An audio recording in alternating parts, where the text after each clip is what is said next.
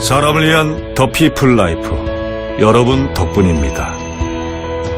앞으로 더 든든한 더 피플 라이프가 되겠습니다. 더 피플 크루즈.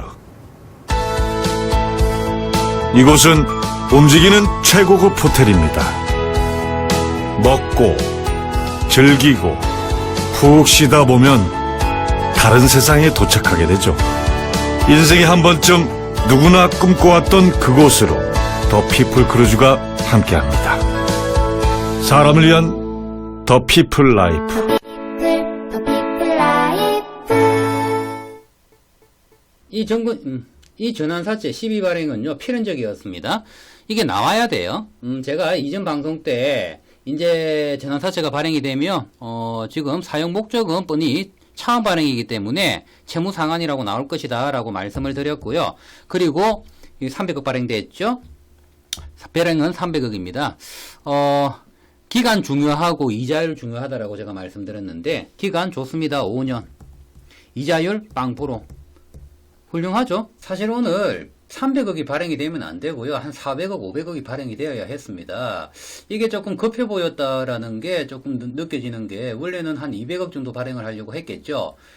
왜? 상한이 이렇게까지 400억까지나 들어올 거라고는 생각을 하지 않았을 겁니다.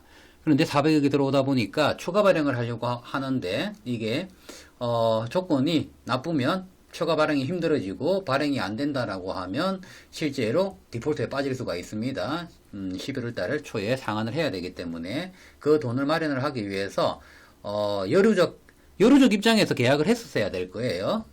그래서 리픽싱이 무려 30%나 적용을 받고 발행이 되었죠. 그럼 이 발행으로 좋아지는 것이 뭐냐? 첫 번째, 디폴트가 해소가 되었습니다. 디폴트 위험, 상한 우려 해소됐죠? 좋아졌습니다. 요건 좋아졌다라고 해야 되겠죠. 우리는 여기에 안도를 해야 됩니다. 왜? 이게 발행이 안 되었다라고 하면 여루적 입장에서라도 어떻게든 발행이 되었어야지. 우리는 디폴트에 빠지면 우리 주식은 종이 쪼그라야 되잖아요. 그죠? 이게 발행이 필연적으로 됐어야 되고요. 뭐 발행된 것 자체로 뭐 저희들은 안도를 해야 되겠죠. 두 번째, 유동성 위험은 그러면 사라졌느냐? 오늘 발행이 300억이 나왔으면 안 돼요. 원래는 400억이 나왔어야 돼요. 그래야지 유동성 위험이 완전히 해지가 되는데, 아직까지 유동성 위험 해지가 됐다라고 할 수는 없겠죠. 왜? 이게 300억 들어오잖아요. 지금 현재 부채 지금 상환해야 되는 게 380억이 넘어가니까 400억이라고 하겠습니다. 마이너스 100억이 부족합니다. 그러면 지금 현재 현금 보유하고 있는 게 150억이에요. 그러면 이거 상환하고 나면 회사에 남는 이 발행된 거 그리고 현금 보유한 거 남은 돈이 50억 밖에 안 됩니다. 그러면 3개월 후에 다시 2월달이죠. 3개월 후에 지금 이 준환가액이 지금 3,400원이잖아요. 그럼 5,469원에 들고 있는 사람들 상환 다 들어오겠죠. 그러면 3개월 후에 또 200억이 나가야 됩니다. 그러면 마이너스 150억. 아직 유동성 위험은 해지가 안 되었다. 디폴트는 요건 동그라미로 칠게요. 이렇게 이해를 해야 됩니다. 그래서 11월 달에 한 번 더 발행해야 돼요. 그래야지 돈을 추가적으로 확보를 해놔야지 이 유동성 위험을 해지를 할 수가 있기 때문에 지금 이 발행으로는 유동성 위험을 해지를 했다라고 할 수는 없습니다. 저는 그렇게 이해를 하고요. 물론 생각의 차이는 있겠지만 본인들 생각이 다르다라고 하면요, 그건 본인들 생각이고요. 이건 저는 제 방송이기 때문에 순순히 제 생각을, 제 의중을 말씀드리는 것 뿐입니다. 너무 코케하게 생각하지 마십시오. 제 기준엔 그렇습니다. 제가 보는 관점에서는.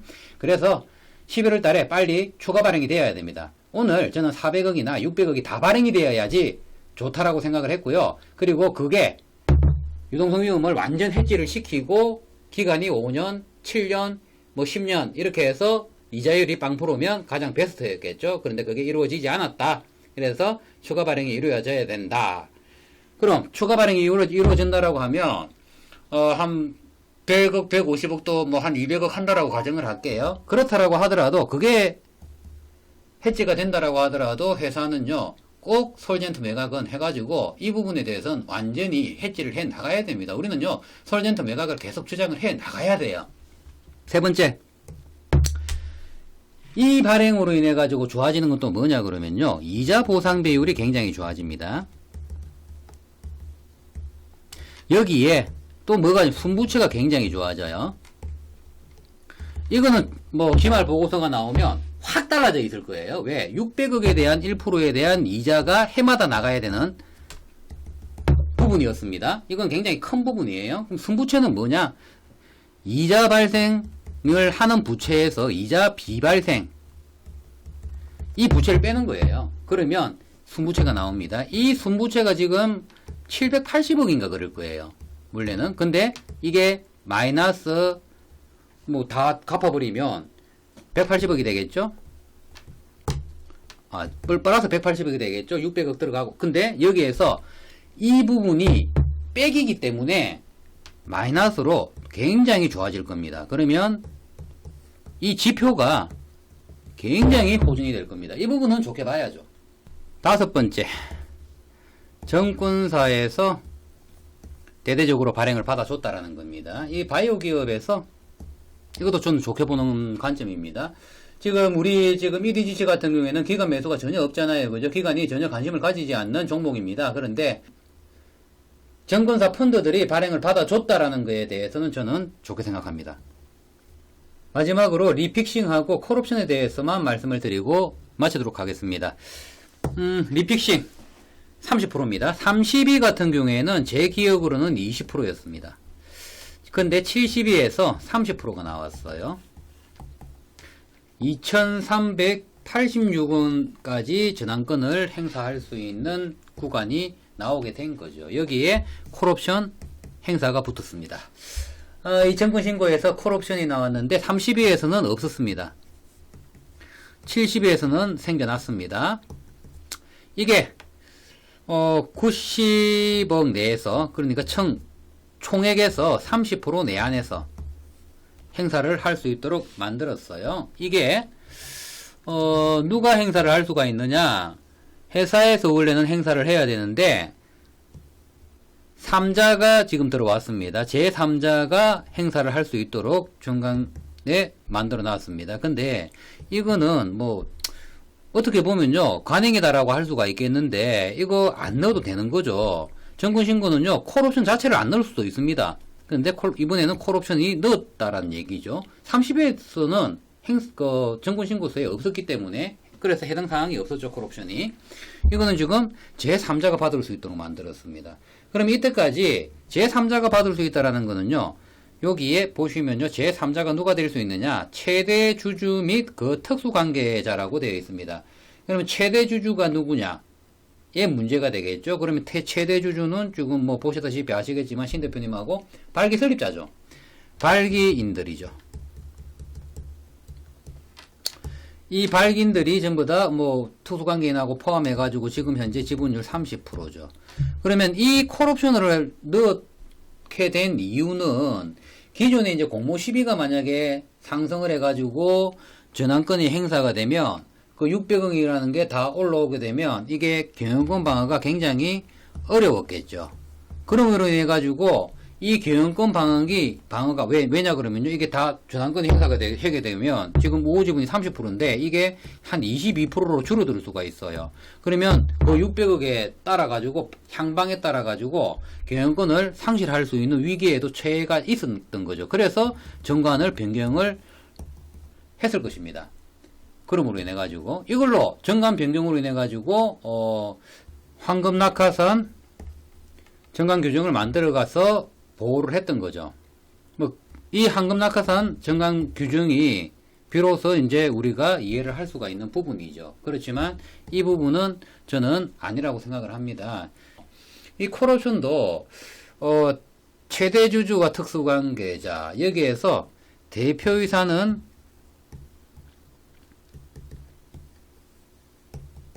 특수관계자가 맞습니다. 제가 이거는 상법을 뒤져봐야 되겠는데 확실하진 않아요. 이게 대표이사가 이 전환권을 콜옵션을 행사를 할 수가 있느냐, 제3자를 이 특수관계자로 두고, 이거는 제가 상법을 뒤져봐야지 저는 이걸 모르겠어요. 만약에 대표이사도 이 콜옵션을 행사를 할 수가 있다라고 하면 이건 조금 이제 주주들한테 신뢰를 잃을 수 있는 내용이죠. 지금 주가를 방치를 하고 있는 게 이것 때문이 아닌가 라고 굉장히 오해를 살 수가 있는 부분입니다. 물론 대주주라고 하면요, 최대주주, 제가 발기인들이라고 말씀을 드렸는데 이분들 저한테 이런 질문이 있었어요. 혹시 대주주들이 매수를 하면 양도세가 발생을 하느냐? 이 양도세는 발생을 하지 않습니다. 왜? 전환권을 행사를 해가지고 주식으로 전환을 했습니다. 매도하기 전에는 양도세가 발생을 하지 않죠. 물론 매도를 해야지 차익에 대해서 양도세가 발생을 하는 겁니다. 대주주 양도세가 발생을 하는 거죠. 그러면 지분 확보를 차원에서 전환권을 행사를 하는 건 양도세가 발생을 하지 않죠. 그랬을 때 그러면 지금 현재 이 발기인들은요 100원짜리 주식 가지고 있어요. 안 그러겠어요? 발기 설립할 때 전부 다 100원에 설립을 했으니까요. 그게 지금 상장이 돼가지고 지금 이 가격이 되어 있는 것이고요. 그렇게 우리는 일을 해야 됩니다. 물론 회사 측에서는 이 콜옵션이랑 이 리픽싱이 관행이라고 할 수 있습니다.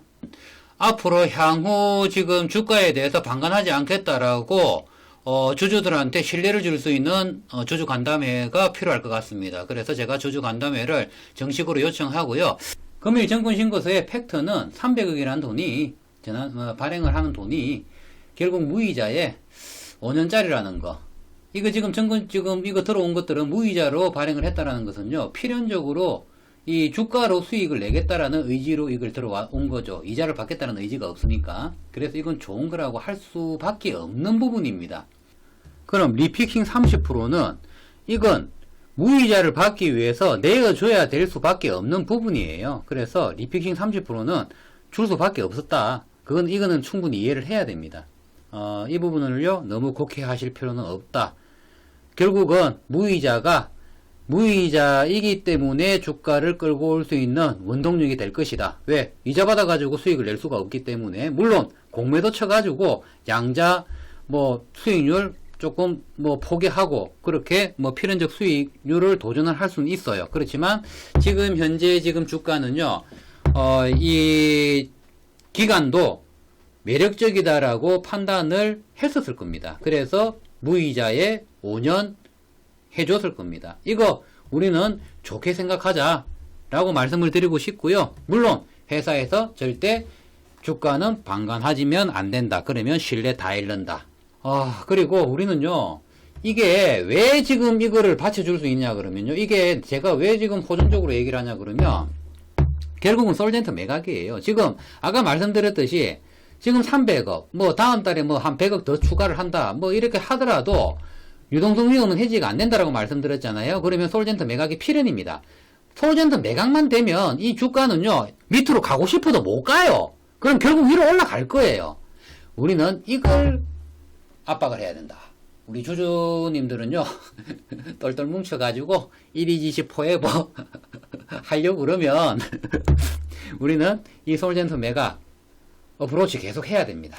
저는 주중에 전환사채 이 정분신고서가 나오면 무이자에 이런 식이죠. 근데 400억이에요. 기준이 400억 정도의 유동성 위험을 해소할 수 있는 400억, 500억, 600억 그리고 무이자에 기간 좀 길게 나온다라고 하면 저는 매수를 하기 위해서 해외 주식도 좀 팔아놨고 현금성 좀 자금도 조금 확보를 해놨는데 매수를 하지 않았습니다. 이제는 저는 더 기다릴 것입니다. 만약에 3,000원 깨지면 저도 연끌 해야죠.